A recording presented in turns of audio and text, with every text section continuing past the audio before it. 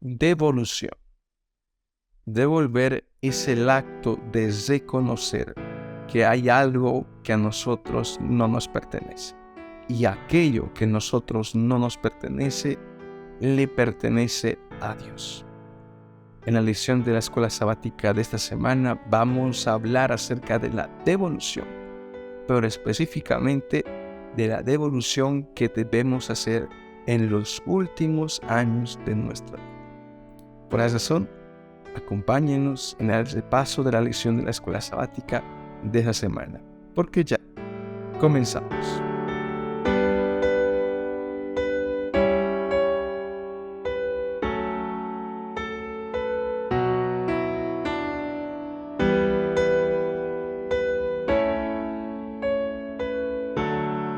¿Qué tal, querido amigo, querido hermano? ¿Cómo estás? Espero te encuentres muy, pero muy bien. Es una alegría el día de hoy poder dar inicio a la lección número 10 de la escuela sabática, que lleva por título La devolución. En esta lección, mi querido amigo, vamos a abordar el tema acerca de la preparación y los consejos que Dios da a las personas que van viviendo los últimos años de su vida. Es decir, a las personas que se encuentran en la vejez. Va a ser una lección en la cual vamos a hablar demasiado de la autoridad que Dios tiene sobre el ser humano. Tú y yo somos creación de Dios, mi querido hermano, y tú vales demasiado para Dios. Así que antes de comenzar, inclina tu rostro y acompáñame en esta oración, porque vamos a orar. Amado buen Dios, amado buen Padre, Señor, antes de comenzar con el repaso de la escuela sabática de esa semana, queremos tener la seguridad de que tú vas a estar en medio nuestro, amado Padre, para instruirnos, para corregirnos, querido Padre, y para podernos recomendar, Señor, acerca de cómo debemos, querido Padre, vivir cuando nos encontremos en nuestros últimos años en esta tierra. Hay gente, querido Padre, de la tercera edad, querido Padre, que mira esos videos de la escuela sabática. Tú permites, Señor, que este repaso sea de gran bendición y de gran beneficio para la vida de tus hijos, Señor. Y permite que de manera natural tu mensaje pueda fluir, pueda brotar, querido Padre, y pueda impactar nuestros corazones. Te suplico todo esto en el nombre de Jesús. Amén. Bien, queridos amigos, vamos a rápidamente entrar a la lección de la escuela sabática. Y mira, el día domingo lleva por título El rico insensato. El énfasis central de este día es compartir. ¿Cuál es la manera correcta en la cual un hijo de Dios tiene que compartir? Y compartir no solamente con el prójimo, con la familia, sino también compartir con Dios. Y para eso vamos a leer el libro de Lucas, capítulo 12, versículo 18 al 21, que dice de la siguiente manera. Entonces pensó, ya sé, tiraré abajo mis graneros y construiré uno más grande. Así tendré lugar suficiente para almacenar todo mi trigo y mis otros bienes. Luego me pondré cómodo y me diré a mí mismo, amigo mío, tienes almacenado para muchos años. Relájate, come y bebe y diviértete. Pero Dios le dijo, necio, vas a morir esta misma noche, ¿y quién se quedará con todo aquello por lo cual has trabajado? Así es el que almacena riquezas terrenales, pero no es rico en su relación con Dios, es un necio. Comenzamos con esta primera historia de Lucas capítulo 12, donde Jesús nos está narrando acerca de la historia de este personaje, que a simple vista podemos darnos cuenta que se trata de un personaje que ya tiene la edad avanzada. Lo que él intuye hacer en su corazón es derribar los graneros que ya había trabajado en su juventud y remodelarlos y actualizarlos por graneros mucho más grandes, almacenar mucho alimento y pues después de eso relajarse, comer, beber y divertirse. Ahora, sabes, mi querido amigo, aquí hay un gran problema, porque muchas personas cuando llegan a la etapa adulta y sobre todo a la vejez, llegan a tener este pensamiento. Y si nosotros analizamos esta historia, nos damos de cuenta de que es un pensamiento egoísta. El hecho de preocuparme solo por mí mismo. El hecho de decir, ya llegué a mi vejez, ya llegué a mi edad avanzada, yo ya no puedo trabajar para el Señor, yo ya no puedo diezmar al Señor, lo único que me resta es utilizar estos bienes que obtuve en mi juventud y disfrutarlo. Cuando realmente el propósito que Dios tiene con nosotros no es ese. No es que el ser humano acumule muchas riquezas terrenales y descuide su comunión personal con Dios. Porque ser cristiano no es solamente acumular riquezas. Ser cristiano no solamente es tener dinero. Ser cristiano es tener una relación personal con el Señor. Y fruto de mi relación personal que yo tenga con el Señor, pues también va a ser remunerada a través de bendiciones económicas. Pero aquí viene lo importante, mi querido hermano.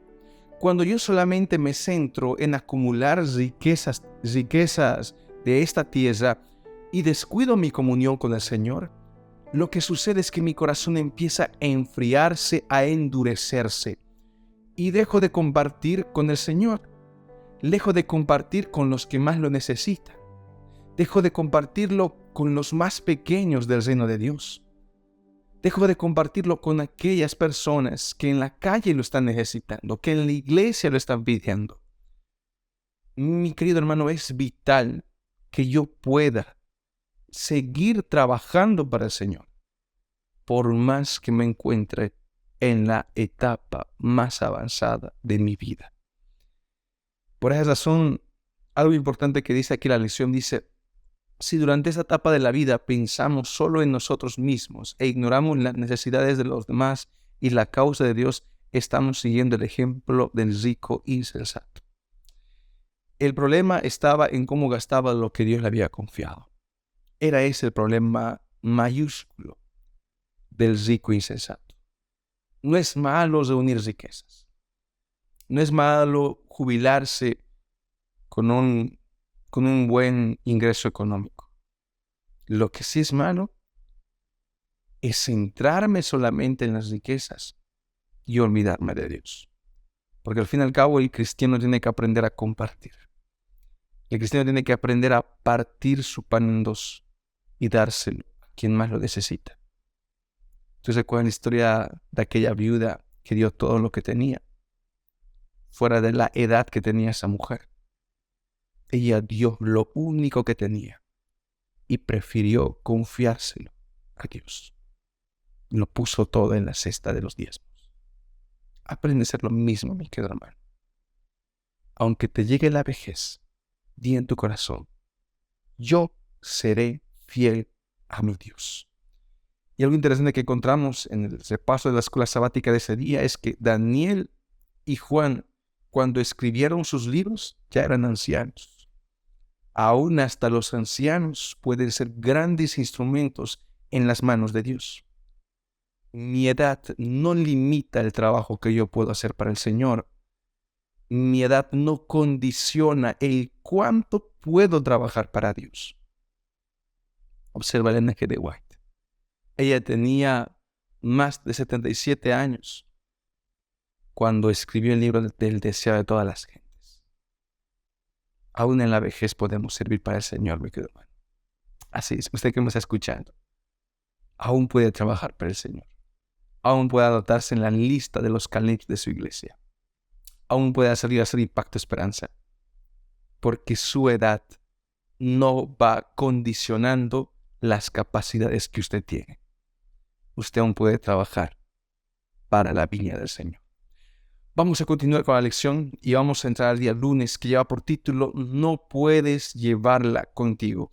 Y aquí vamos a hablar acerca de la preparación. ¿Ok? Vamos a hablar acerca del testamento. Porque estamos hablando acerca de las decisiones que yo debo tomar cuando me encuentre en la vejez. Y yo como persona tengo que prepararme para mi vejez y tener preparado ya un documento, un testamento. Bien, y para eso vamos a buscarnos Salmo capítulo 49, versículo 17. Dice así: pues al morir no se lleva nada consigo, sus riquezas no lo seguirán a la tumba. El propio Job dijo, ¿no? Desnudo salí del vientre de mi madre y desnudo me iré. El Señor dio y el Señor quitó, porque todo lo que tengo le pertenece al Señor. Y algo importante que dice este salmo es que nosotros no llevaremos nada con nosotros. Las tumbas no están llenas de riqueza. Yo no me voy a poder llevar los patrimonios que conseguí en esta tierra. Yo no me voy a poder llevar los autos, las casas que obtuve en mi juventud. Por lo tanto, aquí es importante razonar entonces a dónde deberían de ir todos estos patrimonios. Pues mira, mi querido hermano, si yo indirectamente no preparo un documento, un testamento, si yo no preparo un documento, lo más seguro es que mis patrimonios y mis riquezas terminen en las manos de mis familiares, ya sea que mis familiares necesiten o no de los bienes que yo poseo. Ahora, aquí es importante recordar: quien nos dio la vida es Dios. Quien nos dio el trabajo es Dios. Quien nos dio la profesión es Dios. Y por lo tanto, lo que yo poseo le pertenece a Dios. Bajo este análisis, ¿qué de incorrecto tendría que los bienes que yo poseo lo ponga en el servicio de Dios? Pues no habría nada de malo. Y la Biblia recomienda que yo pueda tener este accionar. Es decir, que gran parte de mis patrimonios puedan estar al servicio del Señor. Fueron patrimonios que Dios me prestó, ahora yo los devuelvo al Señor. Y esa es una clara muestra, es un claro ejemplo de que yo amo más a mi Dios antes que las riquezas terrenales de esta tierra. Al fin y al cabo, Dios es dueño de todo y Él se merece todo lo que yo poseo. Pero mi querido hermano, no lo haga solamente porque la Biblia así lo indica, no lo haga solamente porque este servidor se lo pide. Hágalo por amor al Señor. Que sea algo, una decisión que parta de usted. Dígale al Señor: yo y mi casa serviremos a Jehová. Yo quiero servirte con lo que tú me has brindado a mi juventud. Y tenga por seguro que Dios bendecirá a sus seres queridos y a su familia. Vamos a continuar y vamos a avanzar con la lección del día martes, que lleva por título Comienza con las necesidades personales. Y aquí vamos a hablar acerca de la precaución, acerca de ser personas prevenidas. Y para eso vamos a dar lectura a Proverbios capítulo 27, vamos a dar lectura Proverbios capítulo 27, versículo 23 al 27. Ok, vamos a dar lectura Proverbios capítulo 27. Muy bien. Versículo 23. Dice de la siguiente manera: mantente al tanto del estado de tus rebaños y entrégate de lleno al cuidado de tus ganados, porque las riquezas no duran para siempre y tal vez la corona no pase a la próxima generación.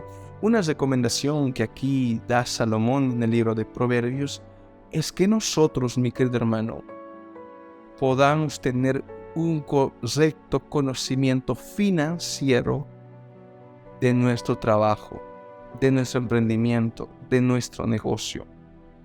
Porque el problema más grande que podemos tener es intentar abandonar nuestra fuente laboral, nuestra fuente de ingreso. Y la vejez no es para eso. La vejez no es para que yo vaya descuidando mis ingresos económicos. Más al contrario, debería de cuidar y preservar estos patrimonios que Dios me está prestando. Por esa razón dice: las riquezas no duran para siempre. Las riquezas se van como agua entre los dedos. El pasar de los años muchas veces permite que uno vaya perdiendo los patrimonios que posee. Por esa misma razón es que uno no tiene que descuidar su trabajo. El hecho que yo ya esté en mi vejez no significa que yo ya en la vejez debo de descuidar mis negocios, descuidar mi trabajo. No, debo de tener aún un correcto manejo de mis ingresos económicos. Versículo 25. Cuando se haya cosechado el heno y aparezca la nueva cosecha y se recojan las hierbas de los montes, tus ovejas proveerán la lana para vestirte y tus cabras servirán para comprar un campo y tendrás suficiente leche de cabra para tu familia y para tus criadas. Es decir, mi querido hermano, aquí hay una importante recomendación. El hecho de que yo llegue a descuidar mis ingresos económicos demuestra de que yo estoy descuidando los ingresos económicos que mis hijos van a tener, que mi familia va a poseer. Y si yo tengo quizás una empresa y tengo empleados, estoy descuidando incluso la estabilidad económica de mis empleados.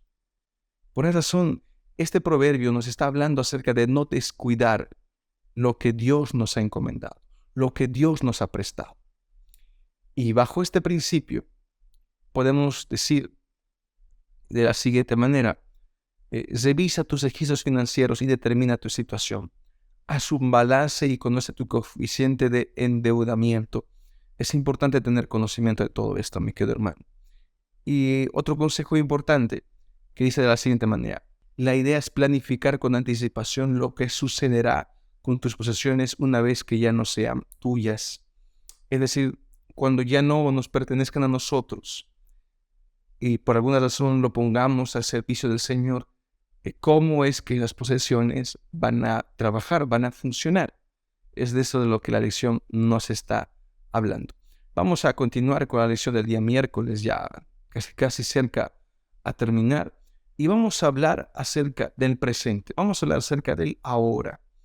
Si leemos 1 Timoteo 6:17, nos encontramos de que cuando llegamos a morir, nosotros nos vamos así como llegamos a esta tierra, es decir, no llevamos ninguna riqueza de esta tierra.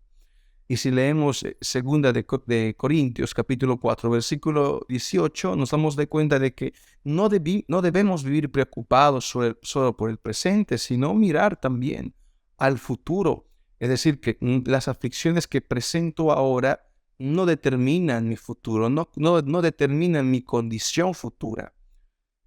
Yo debo vivir con esperanza. Es esa la diferencia del cristiano que ante cualquier problema vive con esperanza, vive con la esperanza de que las cosas pueden mejorar.